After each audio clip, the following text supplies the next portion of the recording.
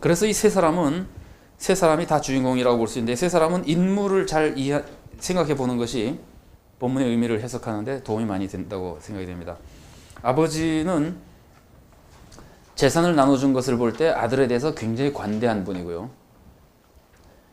그 다음에 재산의 처분권까지 허용한 것을 봐서는 아주 희생적인 사람이라고 볼 수 있습니다. 아들에 대해서. 뭐 이런 하나하나의 모습이 다 하나님을 상징한 건 아닙니다. 그냥 인물을 우리가 그냥 찾아보는 겁니다. 이 사람이 어떤 캐릭터인가. 그 다음에 재산을 다 탕진하고 돌아왔을 때도 맞아들여줍니다. 이건 어떤 의미에서는 아들에게 유산 나눠줄 때, 처분해가지고 떠났을 때 이미 아버지의 기본적인 자세를 볼 때 그것이 아버지가 포기한 것이 아니라면은 돌아온 맞아들일 정도의 인품이라는 걸 짐작할 수 있습니다. 아들에 대해서 굉장히 관대하고 자비롭고 희생적인 분이기 때문에 맞아줄 것을 짐작할 수 있을 만한 성품이라고 볼 수 있습니다. 그 다음에 잘 아시지만 멀리 있는데 보고 막 뛰어나가잖아요. 이거는 그림을 다 그리지 않았지만 아버지가 굉장히 기다리고 있었다고 하는 것을 그러니까 우리가 보통 설교할 때 그런 말 많이 하죠. 뭐 특히 아동부 설교할 때 뭐 항상 뭐 밖을 보면서 기다리고 뭐 이런 식으로. 그렇게 해도 될 만한 그림이죠. 이거는 멀리 있는데 쫓아가서. 그거 어떻게 알아보겠어요? 거지가 다 된 아들을. 그러니까 대단한 사랑과 그 다음에 이제 뛰어가는 거. 그 당시 문화에서는 성인은 뛰지 않습니다. 애들이나 뛰어다니지. 근데 이 아버지가 뛰어갔다고 하는 거는 우리말로 하자면은 뭐 버선발로 뛰어나오고 뭐 이런 장면이라고 볼 수 있고요. 아들을 환영하면서 굉장히 높여줍니다. 입맞춤은 용서를 상징한다고 볼 수 있고, 좋은 의복을 꺼내 입혀주는 것은 명예를 회복시켜주는 것이고, 가락지를 끼워주는 것은 아들의 권위를 회복시켜주고, 신발을 신겨주는 것은 뭐 자유인으로서의 지혜를 확인시켜주는 것이고, 뭐 크게 기뻐해서 잔치를 배설하고, 이런 것들 우리가 잘 아는 내용들이고요. 아버지는 지금 아들을 전혀 율법적으로 대하지 않고 용서와 사랑으로만 아버지가 지금 대하고 있습니다. 그런데 율법적으로 대하지 않는다고 하는 것이, 아버지는 아까 제가 말씀드린 대로 아들이 말하는 것을 다 듣지 않잖아요. 다 듣지 않고 이미 다 용서해 버렸거든요. 그러니까 다 듣지 않았다고 하는 것이 율법적이 아니라고 하는 거에 상징적인 아주 중요한 모습입니다. 왜냐하면 율법적으로 대하려면은 이 사람이 어느 만큼 회개한 것이며 어느 만큼 정신을 차렸는지 알아야 용서해 줄 거 아닙니까? 율법이라고 하는 것이 그런 거 아니에요. 그 사람이 법에 따라서 어느 만큼 했느냐 하는 걸 봐서 용서를 해줘야 되는데, 아버지는 그게 아니라 돌아온 것만 가지고 기뻐하는 거거든요. 그래서 율법적으로 지금 보지 않는 것이 아버지의 위대한 사랑의 모습을 보여주는데, 말을 다 듣지 않은 것도 아까 말씀드린 대로 회개가 신실한 회개인지 신실하지 못한 회개인지에 대해서 체크하지 않습니다. 회개의 수준은 어느 정도인가? 너 그 정도로 안 된다. 고생 좀 더 하고 와라. 교육상 뭐 그런 소리도 우리가 쉽게 할 수 있는데 전혀 그렇지 않은 겁니다. 근데 실제로 우리가 아들의 모습을 가만히 보세요. 아들이 왜 돌아오는 거예요, 지금? 인생이 고달파서 돌아오는 거 아니에요. 거꾸로 얘기하면 이 아들이 이제 고달파졌다 하더라도 기본적으로 이 아들이 생각하는 것이, 내가 정말 아버지에게 잘못했구나. 우리 아버지는 얼마나 마음이 아프실까. 그래가지고는 아버지를 생각하는 것이 이 사람이 앞선 것이 아닙니다. 그러니까 특히 회개의 출발점이 아버지를 생각하면서 회개한 것이 아니고 굶어 죽겠구나. 우리 아버지가 뭐 마음이 아프겠구나. 그런 것도 없고, 우리 아버지가 보고 싶구나. 그런 것도 없습니다. 아버지 집에 가면 밥은 먹지 않겠느냐. 이런 생각이거든요. 그러니까 이 사람은 아버지의 입장으로 볼 때는 너 배고파서 왔지 하고 기분 나빠할 수 있는 모습이에요. 이 사람의 회개는 조금 이따 우리가 둘째 아들에서 보겠지만, 회개는 회개예요. 그렇지만 참 고상하고 수준 높은 회개가 아닙니다. 근데 아버지는 전혀 그런 걸 따지지 않고, 그러니까 율법적이 아니라고 하는 게 여기서 굉장히 중요한 모습을 가지고 있습니다. 용서에 있어서. 그러니까 달리 말하면 아들이 살아온 것만으로 완벽하게 만족하는 분입니다. 이분은 뭐 재산 탕진한 것 같아 신경 전혀 안 쓰고. 그리고 또 한 가지 중요한 모습은 큰아들도 사랑한다고 하는 거예요.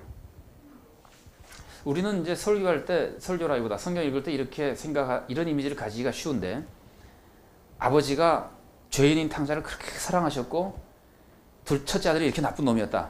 이걸 굉장히 강조하기 쉬운데, 아버지는 첫째 아들도 굉장히 사랑하고 있다. 이것이 또 한 가지 굉장히 중요한 메시지라고 볼 수 있습니다. 그러니까 그 누가 더 나쁜 사람인지 잘 모르겠어요. 어떻게 보면은 둘째 아들도 참 고약한 사람이고, 그런데 첫째 아들이 지금 얼마나 아버지 마음에 그 뭐랄까 그 마음에 속상하겠어요. 이게 지금 둘째 아들이 와가지고 너무나 자기가 지금 기뻐하고 있는데 아들이 한다는 말이 왜 그놈을 그렇게 뭐 이런 식으로 대답을 하니까, 그런데도 아버지가 그 아들 다시 나가서 들어오라고 막 설득시키고 있잖아요. 그래서 아버지의 사랑이 이 큰아들도 사랑한다고 하는 거. 그러니까 우리는 사실은 이런 이미지가 좀 있죠. 예수님 바리새인을 미워하셨다.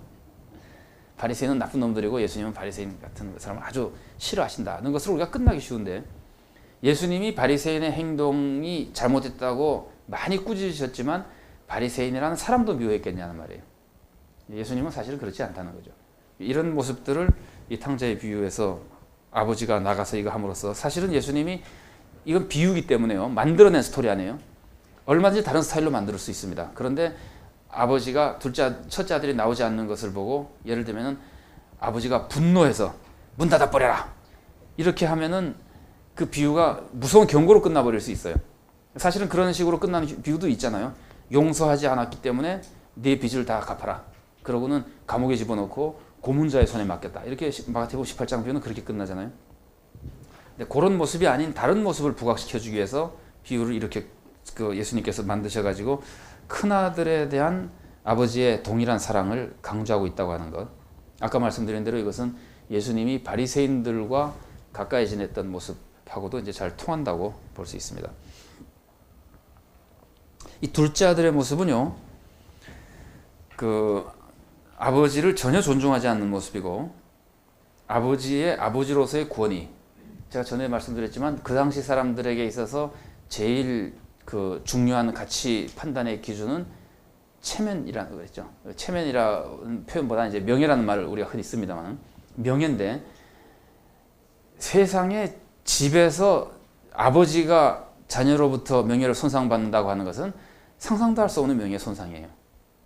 근데 그게 소문이 이제 나보세요. 한번 생각을 해보세요. 아무개 아들 뭐 어떻게 됐대? 그래도 기분이 나쁜데, 아무개 아들 그 유산 자이목 다 받아가지고 전부 챙겨가지고 외국에 가버렸대. 그 말 자체가 아버지 멀쩡히 살아계시는데 얼마나 아버지로서의 권위가 상실되는 그 마음 상하는 일이냐. 아버지로서는 그 동네에서 참 굉장히 부끄러운 일이거든요. 불쾌한 일이고, 권위를 다 무너뜨리고 명예에 못지않게 이 사람의 생활 기반에 위협을 주는 정도의 행동을 이 사람은 한 겁니다. 그러니까 이 사람은 지금 큰아들 때문에, 부자고 큰아들 때문에 실제로 그 생활에 어려움을 겪는 건 아닙니다. 제가 말씀드리는 거는 생활 기반에 위험할 수 있는 행동을 자기로서 했다. 이거예요. 만일에 큰아들까지 같은 식으로 행동하면은 정말 위험한 거 아니에요. 그러니까 자기가 할 수 있는 한도 내에서는 아버지에게 최대한의 경제적인 타격을 입히는 행동을 한 겁니다. 이 사람이. 그런 점에서 참 고약한 일이고. 근데 이제 이렇게 생각할 수 있는 가능성이 하나 있습니다. 이제 스토리를 쭉 읽을 때, 우리가 지난번에 그 어리석은 부자의 비유를 잠깐 했었지만요. 어리석은 부자의 비유를 보면은 부자가 곡식이 너무 많다. 그래서 창고들을 다 헐어버리고, 그게 복수로 되어 있거든요. 창고들을 다 헐어버리고 새로 크게 짓고 거기다 쌓아 놓으리라. 거기까지는 이 부자가 나쁜 사람이 좋은 사람인지 알 수 없습니다. 왜 모르죠? 쌓아 놓고 나서 어려운 사람이 있을 때마다 도와주리라. 그럼 될 거 아니에요. 거기까지는 나쁜 사람이 아니에요. 언제 나빠지냐면은 그러고 나서 내 영혼아 먹고 마시고 즐기자. 요때 이 사람이 나빠지는 거거든요. 그 용도가 분명히 이제 드러날 때. 이 비유도 그렇습니다. 이 스토리가 짧기 때문에 우리가 단번에 그냥 이해되지만, 혹시 예수님은 이 스토리를 실제로 얼마나 길게 하신지 알 수 없습니다만, 그러니까 이게 청자들이 예수의 말씀을 쭉 들을 때 이 사람이 둘째 아들이 재산을 다 모아가지고 달라 그랬다. 왜 달라 그랬을까 했을 때 한 가지 긍정적인 기대는, 그 당시에도 그런 사람들이 많이 있었다. 팔레스틴이라고 하는 곳은 그 로마 제국을 우리가 생각해 보면은, 팔레스틴은 그 정주영 씨가 강원도에서 이렇게 오듯이 우리나라 그 당시 강원도도 안 되는 데 아니에요. 팔레스틴이라는 데. 그러니까 거기서 젊은 사람들이, 아버지가 이 사람 부자니까 한번 돈을 받아가지고 내가 넓은 지역에 가서 한번 성공해 보리라. 벤처를 하는 겁니다. 예를 들면 그런 사람들이 많이 있었기 때문에 이 비유가 어떻게 흘러갈지 물론 그 배경 속에서 짐작은 하지만은요. 아직까지는 괜찮은 겁니다. 그리고 혹시라도 먼 나라로 가서도 그때 정말 밤잠을 자지 않고 그걸 가지고 투자하고 일하고 장사하고 막 그랬다 이러면은 뭔가 좀 이렇게 다른 방향으로 갈 수 있었는데 기껏해서 가서 한다는 것이 화랑방탕에 싸워서 거기서 아주 고약한 사람이면서도 한 가지 희망이 남아 있다가 다 깨져버리는 겁니다.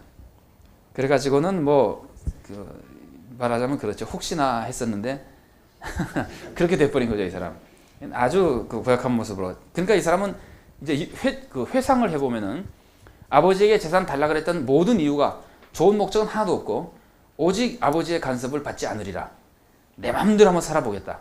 이렇게 총구석에서는 못 살겠다. 먼 나라에 가서 아주 화려하게 한번 살아봐야 되겠다. 모든 좋지 않은 것만 다 목적으로 해서 갔던 사람인 거예요. 그래가지고 이제 그렇게 쓰고 망해버리는 것이고, 어려워지고 나서 이 사람이 돼지 치는 일을 하는데요. 이 말은 거꾸로 얘기하면은 돼지를 치는 사람들은 유대인이 아니죠, 그죠? 그러니까 이 사람이 돼지 치는 일을 한 것은 물론 먼 나라이기도 하지만 이방에게 가서 누구에게 도움을 청한 겁니까? 그 지방에 사는 이방인에게 도움을 청한 거 아니에요. 그러나 그냥 몇 가지만 짐작을 해보세요. 이 사람이 먼 나라로 가서 화랑방탕에 있었을 때 그 먼 나라가 사람 한 수십 명이 살고 있는 조그만 시골이었을까요?